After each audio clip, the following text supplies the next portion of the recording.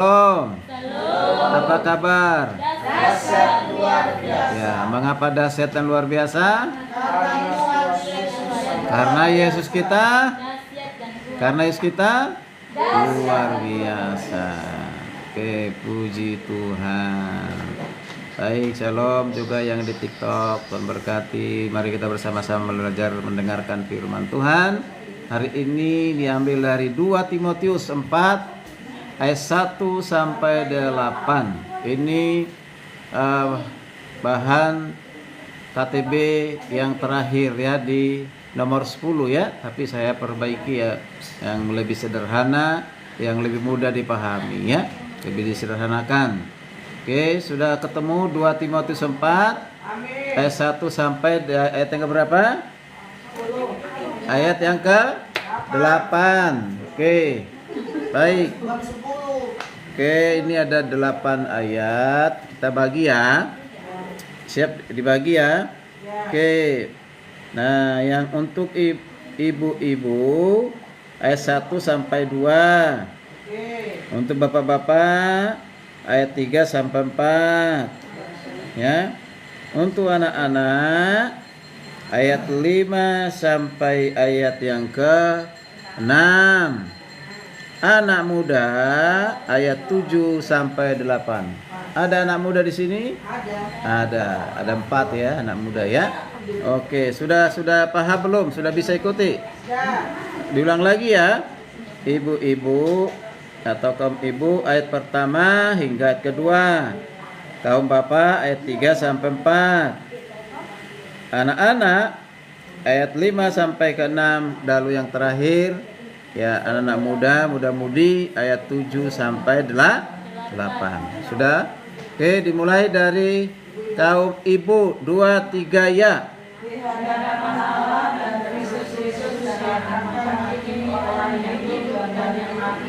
Aku berpesan dan sungguh-sungguh kepadamu berdirinya katanya dan demi kerajaannya.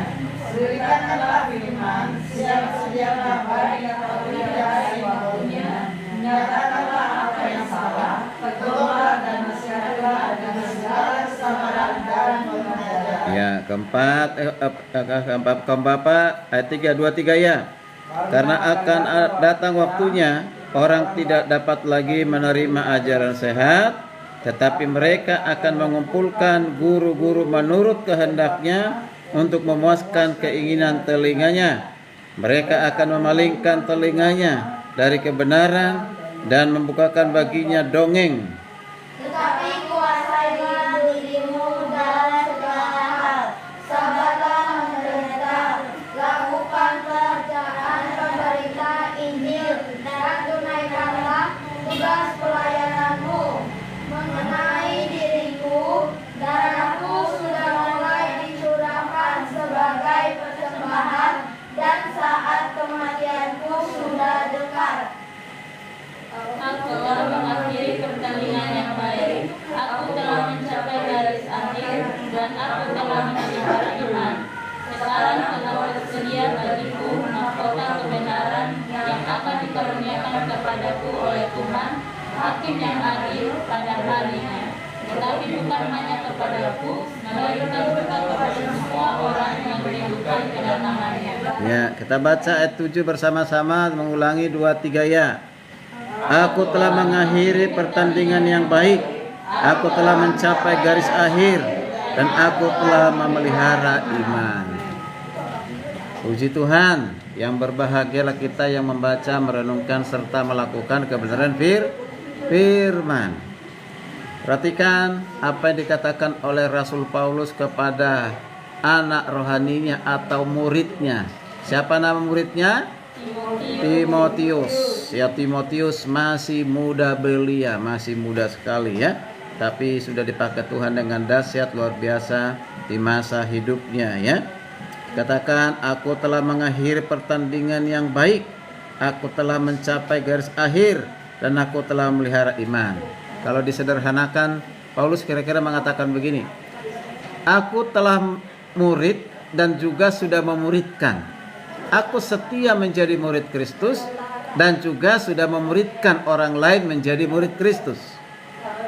Ya, Jadi setia menjadi murid dan setia juga memuridkan sehingga berhasil ya mengakhiri hidupnya melayani dengan baik. Jadi panggilan hidupnya untuk melayani diakhiri dengan baik. Nah, itulah hari ini tema kita di pendalaman Alkitab ataupun KTB ini, yaitu setia menjadi murid dan memuridkan. Ya, memuridkan. Oke.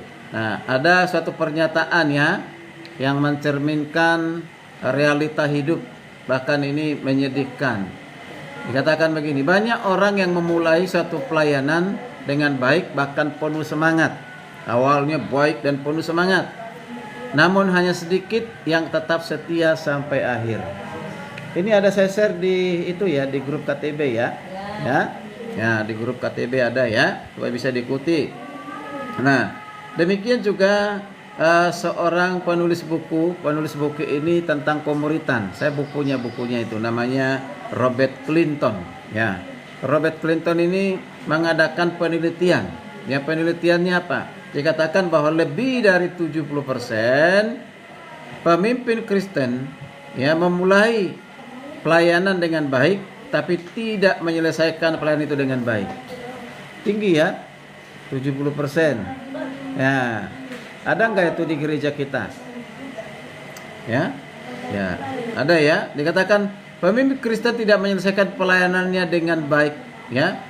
Terus diakhiri dengan pertengkaran, perpecahan, permusuhan, ya. Diakhiri dengan iri hati dan yang lain. Nah, itu terjadi ternyata. Itu sudah dari sejak dulu ya, sampai hari ini. Nah, karena itulah sebabnya hari ini kita mau belajar dari surat 2 Timotius 4 ayat 1 sampai 8 tadi yang sudah kita baca. Ini adalah pesan terakhir. Pesan terakhir Rasul Paulus kepada anak rohaninya Timotius sebelum meninggalkan dunia ini, ya. Meninggalkan dunia ini. Jadi dalam surat yang kita baca tadi di sini Paulus menekankan tentang apa? Pentingnya kesetiaan. Pentingnya apa? Kesetiaan.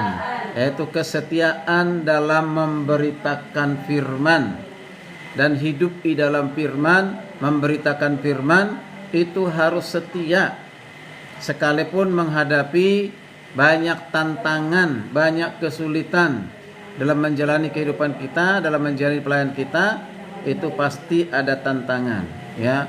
Masih ingat lagu Kata Ros Memilih dikatakan apa? Setia. Ya. Dikatakan apa? Setia? Ya, sampai akhir memberitakan firman. Ya, dikatakan apa lagi di situ ya? Aku tahu bahwa ada yang menghalangi kan gitu ya. Ada yang menghalangi, ada yang menghambat, tapi aku tetap setia untuk memberitakan firman ya. Oke. Jadi di sini Paulus menggambarkan hidupnya sebagai perlombaan. Ya, perlombaan yang diselesaikan dengan setia dan akhirnya dia bisa menantikan mendapatkan mahkota apa tadi? Mahkota kebenaran ya, mahkota kebenaran dari Tuhan. Dari perhatikan, hidup ini adalah perlombaan, yaitu perlombaan iman namanya. Kalau perlombaan itu berarti kita harus ikut menjadi peserta perlombaan kan gitu ya. Nah, kita ini semua orang-orang Kristen di dunia ini kita masuk sebagai peserta perlombaan iman. Nah, Tuhan menghendaki ya dalam mengikuti perlombaan itu kita harus menang. Harus apa? Harus menang. Ya, harus menang. Bahkan lebih daripada pemenang. Kalau di dunia ini banyak perlombaan. Ada perlombaan bulu tangkis, perlombaan football atau bola atau apa saja. Pasti ada yang menang, ada yang kalah gitu. Ntar lagi 17 Agustus merayakan hari kemerdekaan Republik Indonesia. Kan banyak nanti perlombaan makan kerupuk, perlombaan balap karung, perlombaan apa lagi? Ya, macam-macam yang lucu-lucu. Disiapkan hadiah. Yang dapat hadiah siapa?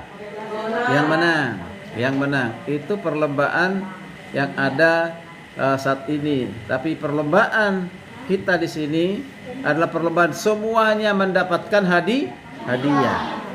Asalkan kita menang. Oke. Nah, kita perhatikan ada 3 tujuan dari Paulus ya. dari ayat firman Tuhan kita baca ini, tujuan yang pertama supaya kita memahami panggilan untuk setia sebagai murid Kristus. Setia sebagai murid Kristus. Dan juga setia di dalam memuridkan orang lain, seperti kita hari ini adalah memuridkan. Ya. Nah, saya sebagai gembala memuridkan kita semuanya. Ya, kita ini adalah bukan murid saya, tapi murid siapa? Murid Kristus. Dan harapan Kristus supaya kita juga bisa memuridkan orang lain. Ya, dimulai memuridkan siapa? Anggota keluarga, ya, keluarga begitu ya. Oke, kemudian juga harus tahu pada saat kita menjadi murid dan memuridkan orang lain itu pasti ada namanya tantangan, hambatan, ujian, cobaan, kesulitan. Sama seperti murid sedang belajar di sekolah. Ada kesulitannya enggak? Ada. Ya, setelah naik kelas 3, kelas 4, pelajaran semakin susah, semakin sulit. Ya, itu tantangan. Tapi dia bisa nggak dikatakan, aku nggak mau kelas 3, turun lagi aja kelas 2, susah pelajarannya. Ada nggak begitu? Monika misalnya sulit pelajarannya di kelas 3, aku mau kelas 2 aja. Nah, ada nggak yang begitu? Ya, mungkin ada aja ya. Tapi itu namanya kemunduran, bukan kemajuan. Jadi hadapi tantangan. Sekalipun pelajarannya semakin sulit, kita tetap maju. Pasti bisa. Ya, Yosia sekarang kelas berapa? 4. Hah? Kelas 4. Pelajarannya semakin mudah atau semakin susah? Hah? Makin susah. Kalau semakin susah? Hah? Makin susah atau semakin mudah? Makin susah. Kalau begitu kembali aja ke kelas 1 ya. Ya kan? Nah, semakin mudah kan kalau kelas 1? Tentu tidak kan ya? Ya, demikian juga kita di dalam Tuhan. Sekalipun banyak tantangan, kesulitan, kita tidak boleh mundur. Amin. Hari ini tidak punya uang. Hari ini ya kurang semangat. Mengapa kurang semangat? Karena kanker. Kantong kering. Banyak persoalan, masalah. Ya, proyek tidak berhasil. Gagal terus. Kan? Mengurangi semangat untuk apa? Ikut KTB, ikut ibadah. Begitu. Nah, tentu tidak. Semakin banyak hambatan, tantangan seperti itu, kesulitan seperti itu, justru kita semakin dekat kepada Tuhan. Jangan semakin menjauh, semakin kacau hidup kita ya. Oke, sekarang kita perhatikan ada 4 pertanyaan. Ada 4 pertanyaan. Pertanyaan pertama dan jawabannya ada di ayat yang kedua. Perhatikan kembali ya. Apa pertanyaannya? Apa arti panggilan memberitakan firman? Siap sedialah baik atau tidak baik waktunya. Ayo. Ya. Jadi panggilan memberitakan firman itu dikatakan siap sedialah baik atau tidak baik waktunya. Hah? Ayo. Apa artinya itu? Dalam situasi apapun. Hah? Dalam situasi apapun harus siap. Ya, dalam situasi apapun harus siap. Siap apa? Siap memberitakan Injil. Siap memberitakan firman. Siap mendengarkan firman, baik di gereja maupun di KTB, gitu ya. Jadi jangan sampai karena situasi yang tidak enak, situasi yang tidak menyenangkan, karena ada tantangan, kesulitan, lalu kita mundur. Ya, seperti tadi sampaikan tadi itu. Jadi artinya memberitakan firman itu berarti memberitakan Injil kapanpun, di saat manapun, sekalipun ada kesulitan, dan harus menyampaikan tetap dengan kesabaran, apalagi ketekunan, ya kan? Nah itu ya.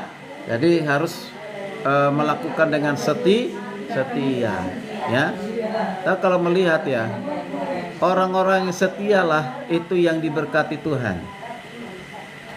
Kalau dia nggak setia beribadah, tidak setia mencari Tuhan lebih dahulu, ya, ketika ada tantangan, persoalan, masalah, dia nggak kuat, menyerah, bahkan mungkin mempersalahkan siapa? Pak Tuhan. Aku udah beribadah setiap hari Minggu, udah berikan ini, tapi kok tetap ada kesulitan. Lebih baik nggak usah lah. Orang lain banyak juga yang tidak beribadah, tidak ke gereja, tapi mereka kelihatannya ekonominya bagus-bagus saja.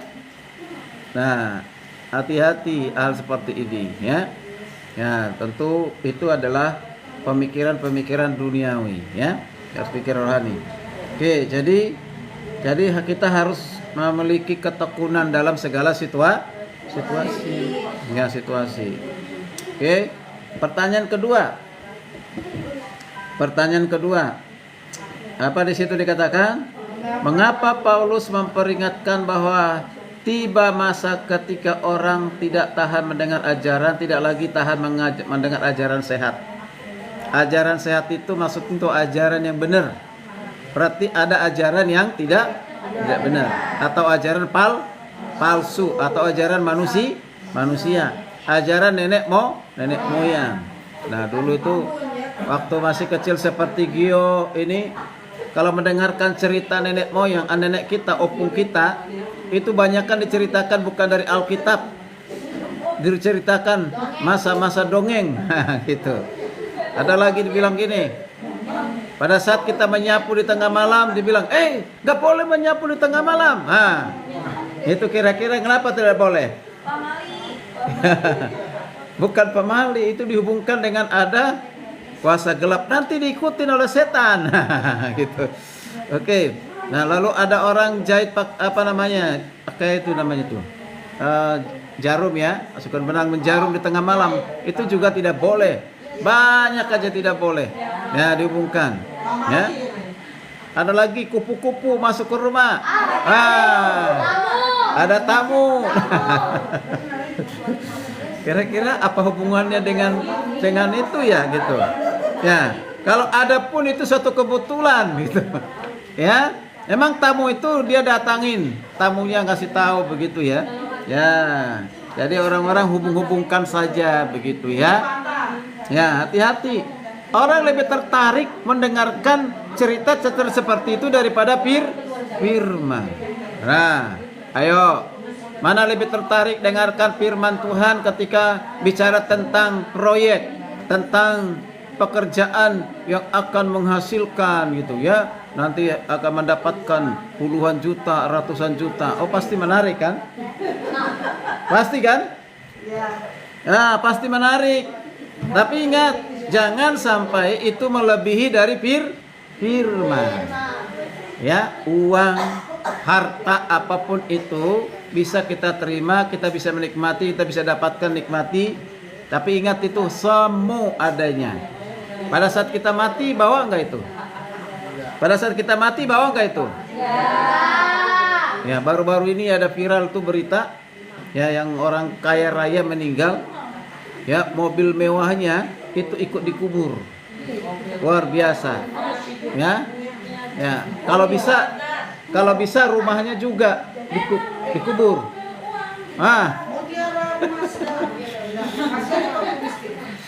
Ya. Ini bukan di Indonesia, ini beda lagi tuh. Kalau itu, ya, itu orang tuanya seorang selebriti. Kalau ini di negara lain tuh, ya. Ya, itu. Jadi dia punya kemegahan, kemewahan itu dibawa dalam kubur. Luar biasa itu. Pikir apa gunanya, ya? Luar biasa. Artinya apa gini? Jangan sampai kita lebih tertarik dengan perkara dunia daripada firman. Membuat kita akan kering. Ya? Ya, kering. Oke, jadi karena apa? Di zaman sekarang ini orang lebih suka memilih mendengar apa yang menyenangkan apa? Tadi dikatakan di ayat itu apa? Menyenangkan telinga. Ya, telinga. Akan ditanya, tadi minggu kemarin firman Tuhannya apa? Wah, lucu. Pokoknya lucu dari awal sampai akhir. Sampai kita tak tertawa, terbahak-bahak. Iya, firmannya apa? Yang penting lucu. Nah, nggak ada yang ditangkap yang dengarkan firmannya. Jadi hanya diingat apanya? Lucunya. Ya, kalau udah mau hanya yang lucu lebih baik jangan di gereja, pelawak aja kan begitu ya. Ya. Ada satu pelawak terkenal di satu kota, bukan di Indonesia tapi di luar negeri. Dia bisa membuat orang ketawa dengan terbahak-bahak, bahkan tidak berhenti tertawa karena belum ngomong aja udah lucu. Apalagi ngomong, ya kan? Nah, dia mengalami stres, depresi, bahkan niatnya ingin bunuh diri aja.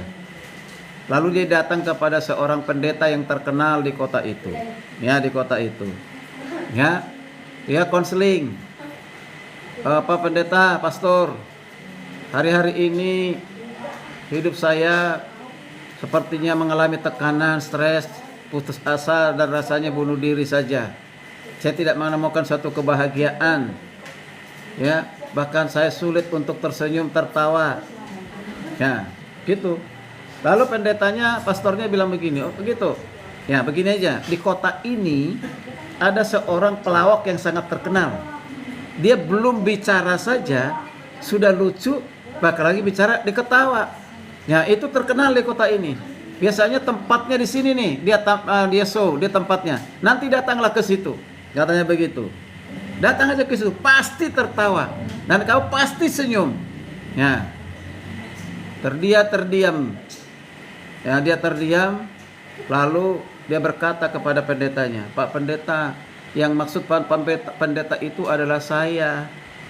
Coba, saya bisa buat orang tertawa, tapi saya sendiri tersiksa di hati saya. Itu profesi saya harus tampil profesional, karena saya dibayar. Nah, seharusnya pendeta tidak ngomong begitu, sampaikan firman. Nah, kan begitu, ya. Nah, ini luar biasa, ya. Nah, jadi yang buat kita tertawa itu bukan apa yang dilihat dengan mata kepala sendiri, yaitu harta uang, ya. Oke. Nah, jadi ini situ dikatakan mereka mengumpulkan guru-guru sesuai dengan keinginan mereka. Ya, guru-guru itu adalah guru-guru palsu. Sekarang ini banyak loh guru-guru palsu. Banyak. Ya. Guru palsu itu ciri-cirinya apa? Ayo. Apa ciri guru palsu? Ona. Hah? Aslinya cowok tapi cewek.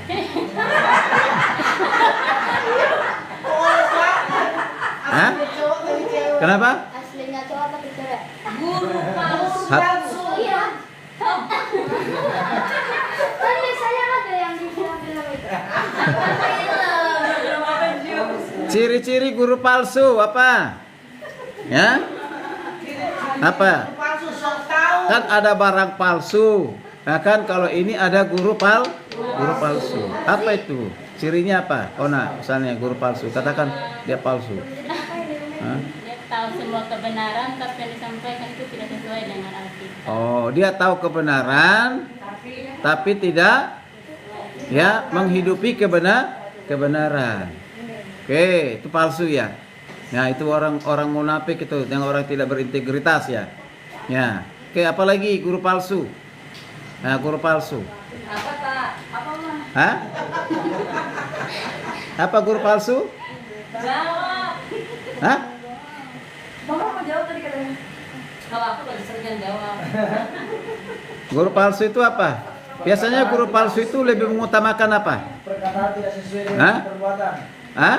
Mengutamakan kepentingan pribadi. Bukan yang diceritakan bukan firman tapi dongeng. Ya, betul. Itu tadi konteks Alkitabnya begitu. Dia bercerita bukan firman tapi apa? Dongeng. Sekarang ini cukup banyak ya. Ada pengkhotbah begitu. Dia baca satu ayat Alkitab, tapi dia akan ngomong kemana-mana tidak sesuai dengan firman itu. Jadi Alkitab itu hanya sebagai tameng saja, ya. Tapi yang mau disampaikan apa? Ya, kesaksian pribadinya, tantangan hidupnya, persoalan hidupnya. Dulu ada seperti itu, mengajar. Kita buka kelas dulu di mana itu? Di Pekayon dengan gereja GKRI. Saya undang mengajar di sana. Ini mahasiswa ini mengadu ke saya, Pak, itu dosen sertifikat mengajar yang disampaikan keluhan melulu katanya. Nah, keluhan keluarganya melulu. Yang disampaikan diceritakanlah anaknya sudah tidak punya susu, kadang-kadang berdoa supaya air putih menjadi susu. Nah, jadi setiap pengajar pasti keluhan. Aduh, luar biasa. Nah ini tidak boleh hal seperti itu kita ceritakan kepada siapapun, kepada jemaat itu. Cukup kepada siapa? Kepada Tuhan. Ya, tujuannya apa? Minta belas kasihan manusia. Ya, bukan minta pertolongan Tuhan. Ya, Tuhan. Ya. Oke, sekarang masuk pertanyaan yang ketiga. Yuk. Ya, oke, pertanyaan ketiga di ayat yang ke-7. Kalau tadi 3 dan 6 sudah ya, sampai 6. Lalu ayat ketiga sini, apa makna metafor pertandingan yang baik dan menyelesaikan perlombaan? Ya, kalau kita melihat dia Paulus mengakhiri pertandingan dengan baik. Dengan baik, bahkan menyelesaikan perlombaan iman. Kata-kata tadi memelihara iman. Ayo, kira-kira apa yang mau dikatakan? Hah? Berjuang dalam pertandingan. Berjuang dalam pertandingan. Oke. Ya. Ya, dalam pertandingan itu pasti berjuang. Udah pasti berjuang. Ya. Berjuang untuk menang kan? Ada nggak berjuang untuk kalah? Menunjukkan kebenaran. Hah? Gimana? Gimana tadi? Ketekunan, kedisiplinan, Ada ketekunan, yang kokoh, yang kokoh, kuat. Oke. Ya. Jadi pertandingan yang baik itu ditunjukkan dengan ketekunan, kesabaran, kerja keras, ya. Ya, seperti petani. Ya, dia bertani harus sabar, menanti sampai panen. Di dalam menanti setelah ada yang kerjakan dilakukan begitu ya. Nah, coba kita ya perhatikan. Pertandingan olahraga, ada nggak pertandingan misalnya pertandingan kesebelasan olahraga ya kan? Bola gitu kan, udah yang penting kita bertanding, kalah dan menang itu urusan belakangan. Kalau seperti itu pemainnya salah satu personal lalu didengar oleh pelatihnya, kira-kira pelatihnya senang nggak untuk mendengarkan dia punya pemain seperti itu? Udah pelatih, nggak apa-apa kita bertanding, ya masalah menang atau kalah urusan belakangan. Kemungkinan dia dipecat sebagai pemain. Karena nggak boleh mental begitu. Mental seorang pemain itu harus dikatakan, kita harus menang. Nah, supaya kita menang, kita harus berjuang. Supaya kita menang harus latihan. Harus disiplin. Contoh ini. Ya. Tata tidak akan pernah bisa menjadi pemain profesional musik keyboard kalau latihannya tidak continue. Itu ya. Aku mau ini jadi pemain profesional di keyboard, di drum. Nah, misalnya seperti itu kan. Monik, ini saya mau menjadi pemain musik yang nanti melayani supaya hebat main musiknya, supaya lebih bisa. Itu bagus sekali, harus seperti itu. Tapi tidak akan mungkin tercapai tanpa latihan. Jadi jangan hanya mengandalkan guru, ya. Nah, gurunya itu hanya 1 jam. Tapi latihannya harus berjam-jam. Begitu, ya. Nah, oke. Itu artinya apa? Mau profesional harus latihan. Orang yang sudah profesional aja terus meningkatkan diri. Amin. Jadi begitu, ya. Sungguh satu saat kita melihat nanti setelah SMP, SMA Monica main musik di gereja. Maminya senang banget, ya kan? Orang lain luar biasa. Mengapa? Karena dia bertekun berlatih, ya berlatih. Oke, jadi ketekunan, disiplin di dalam iman, mempertahankan kebenaran sampai akhir. Itu artinya, kalau kita sudah tahu kebenaran, kita harus hidup dalam kebenaran itu sampai akhir hidup kita. Makanya kita nanti ditemukan seperti Paulus mengakhiri pertandingan dengan baik. Mari kita lihat yang keempat. Pertanyaan yang keempat. Situ pertanyaannya apa itu? Dia katakan apa? Apa makna mahkota kebenaran dan siapa yang menerima mahkota itu? Mahkota kebenaran itu apa? Jadi orang yang bertanding dengan setia, memelihara iman sampai akhir hidupnya, dia ikut perlombaan, dapat mahkota, namanya mahkota kebenaran. Kalau perlombaan olahraga, Dapat mahkota nggak? Dapat mahkota nggak? Itu namanya apa itu? Hah? Piala. Ya, piala. Ya. Ada juara 1, juara 2, juara 3, juara harapan. Nah, gitu ya. Nah, mendapatkan itu senangnya luar biasa. Lagi pertandingan sepak bola wanita. Ya, ada pertandingan sepak bola usia 16 tahun. Nah, itu. Mereka pasti senang mengikuti lomba dan ingin menang. Nanti kalau menang mendapatkan apa? Piala. Nah, itu semu. Bisa senang. Orang bisa senang. Tapi ingat, satu saat kalau dia mati, apakah mahkota itu dibawa? Ya? Tidak, itu hanya satu kenangan saja. Itu ingat tuh. Petinju. Dulu saya senang dengan petinju namanya Elias Pikal. Elias Pikal ya. Wah, itu terkenal dengan apa? Ini nih, kiri. Ya, seperti Ona ini, kiri, kerjanya kiri, tangan kiri ya kan. Nah, makan juga pakai kiri kan, begitu ya sendok itu. Nah, apa itu? Kidal ya? Apa ini? Ah, itu. Sehingga musik kewalahan karena biasanya orang kanan. Nah, ini kiri lebih kuat gitu ya. Nah, sangat terkenal pada saat itu. Sekarang seperti apa? Redup, bahkan kurang dihargai. Kan profesinya yang bisa membuat Indonesia harum. Sekarang dia menjadi tenggelam. Gitu ya. Artinya ada masanya. Ya, untuk hal seperti itu. Tapi firman Tuhan tidak ada masa, selalu ada kapanpun. Di masa apapun firman Tuhan itu selalu iya dan amin. Ya. Amin. Amin. Jadi kita akan menerima mahkota itu melambangkan upah yang kekal. Upah yang kekal itu bukan hanya diberikan kepada siapa tadi katakan di situ. Bukan hanya kepada siapa? Pak Paulus, tapi kepada siapa diberikan mahkota itu? Kepada siapa yang melayani dengan kesetiaan. Ya, setiap orang yang melayani dengan kesetiaan. Pada setiap orang yang hidup menjadi murid Kristus dan memuridkan orang lain. Jadi Paulus bukan hanya Paulus mendapatkan itu, kita pun mendapatkan mahkota itu. Karena itu setialah melayani sesuai dengan talenta, karunia, kemampuan yang kita beri, yang kita miliki sampai akhir. Amin. Amin. Oke, masuk penerapan. Ya, penerapan yang pertama perlu mengevaluasi diri. Jangan lihat orang lain. Aku ini murid yang setia atau tidak. Jadi dia murid yang setia atau tidak. Jangan kata dia, aku aja. Ya kan? Jadi perlu kita renungkan sejauh mana kita telah setia di dalam mengikut Kristus.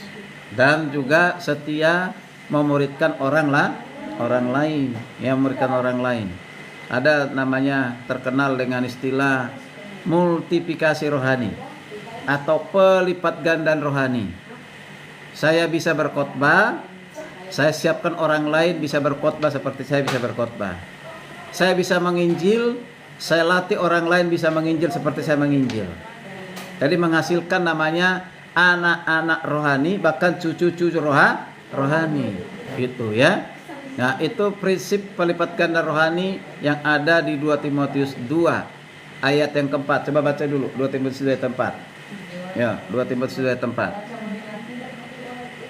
Sudah? Anak muda baca bersama-sama 2 Timotius 4 ayat 2. 2 Timotius 2 ayat berapa tadi? 4. Coba benar kah? 4 2 ayat 4. Nah, coba baca. Seorang prajurit yang sedang berjuang. Oh, bukan. Ini katakan beritakan apa yang telah kau dengar daripadaku di depan banyak saksi. Percayakanlah itu kepada orang-orang yang dapat dipercaya. 2 Timotius 4 ayat kedua kali ya? Coba. Bukan. Oh, beda-beda. 2 Timotius berapa itu? 2 Timotius 2 ayat 2 kah? Apa coba? 2 Timotius 2 ayat 2 apa? Apa yang telah kau dengar? Hah? Ya, apa yang kau dengar daripadaku depan banyak saksi, percayakanlah itu kepada orang yang dapat dipercayai. Nah, apa artinya itu? Maksudnya gini, pesannya sederhana gini. Paulus mengatakan kepada Timotius, Timotius, apa yang telah dengar daripada aku di depan banyak orang, apa itu? Injil.